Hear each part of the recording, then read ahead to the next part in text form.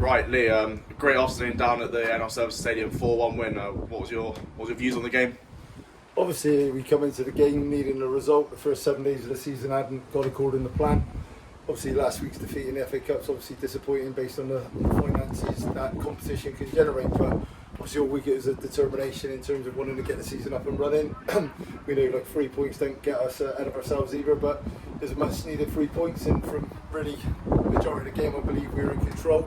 We had some moments that invited Bideford either in the game in the first half when he went 1-0 up and could have gone 2. And the second half when we were 3-1 up and conceded a penalty, a bit of a harsh penalty. Other than that, I think the referee was immaculate today. But obviously I'm very, very delighted with the 3 points and the 4-1 win.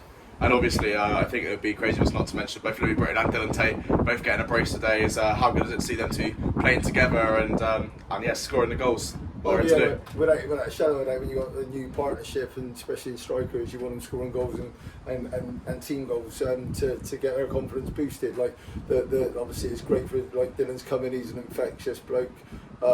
Obviously I want to double check Liam Arden's WhatsApp group to make sure Dylan Tate ain't on it, because I don't want them making phone calls to him as well, because he's coming, he's my type of man.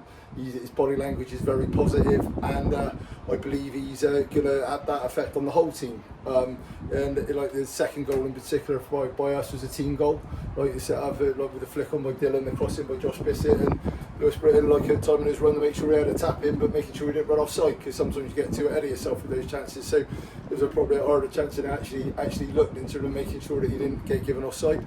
And it's great when you got that sort of thing happening, your strikers scoring goals, and I think the confidence was starting to grow in the game, and we played some good football today. Obviously you mentioned Josh Bissett there, as well as Jake Spence and George Dowling, sort of 5 new boys in the 11, all made a really, really strong impact today and had good performances across the board. Yeah, definitely. Obviously you said George Dowling and Jacob Spence. So George Dowling's obviously he's a proper player, he's a class act. Jacob Spence has had to be patient with me, but he's come in today and showed his strengths. And Josh Bissett's been in the team more or less from the start of the season. I've enjoyed watching him in pre-season, and I'm enjoying watching him now because he's brave as a lion for a slight build lad.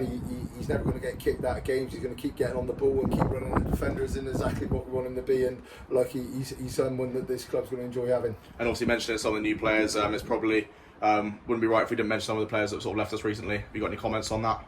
Obviously, the main person you're probably referring to there is the Jayden Nielsen situation. Obviously, sorry, we were a little bit frustrated with that situation, but what I'd say to you is when he come available back from Froome, when he didn't settle there, we're always going to sign him back, because you're always going to sign class act players, and if Jayden Nielsen comes available again and again and again, I'm going to always going to try and sign him. I liken it to when you've got an ex-missus that's amazing in the bedroom, and suddenly it comes to his end, and then you go to a loyal one that cooks and cleans and does everything right for you, but then the ex-missus comes available again. I'm never going to have my head turned by Jayden Nielsen.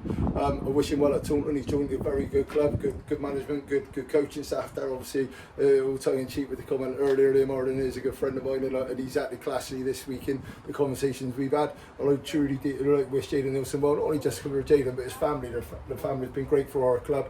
And like I say, but if ever comes available again, I'll be trying to move heaven and earth to bring him back. So that's that one. And with George King, obviously, probably had what he's considered maybe limited opportunities initially, so he chose to play his football elsewhere. And I wish him well as well, because in a short space of time I had George King with me at the club. I obviously enjoyed working with him as well. So we got a squad that is starting to get back to full tilt.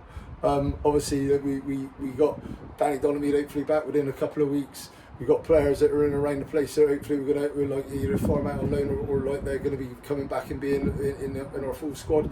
But like I say, we're all focusing now on Monday, and local derby against the Cribs side that Ashley Bennett's obviously a winning football manager. He's had great years at Avonmouth, and he seems to have gone into Cribs and he started off well, because people were writing the Cribs off, and I'd never write Cribs off with Ashley Bennett at the helm. So yeah, we're looking forward to a local derby. Yeah, and on the theme of departures, obviously today, unfortunately, this is London Kev's last game for us for a good while anyway. As he moves to the Isle of Wight, you've got some comments on the man himself, and yeah, what have you got to say about that? London Kev's been here, obviously I've been at the club around 12 years, and London Kev's been with me from step one. Obviously, as I've commented to him already, made me enjoy the very good times, got me back from any sort of disappointing moments. He put a reality into me in a positive comment, or look for a positive narrative all the time. he's a class act. When you come to Bristol Manor Farm and watch a game of football, it's quality from the music he plays, the way he comments, that it takes on the game from or away from home, the introductory of the players, it buzz from him, and he makes my job as a manager easy when you're trying to give players confidence. Obviously he's going to hard act to follow. It's probably going to be a hard task for us to replace him, but we got to attempt that, and it might be a couple of people come in and share the load, because normally when you've got a quality bloke like Kevin, like we've had over the years with different people, you can't just replace him with one. You need a collective effort. Yeah, perfect. See you Monday. Top man.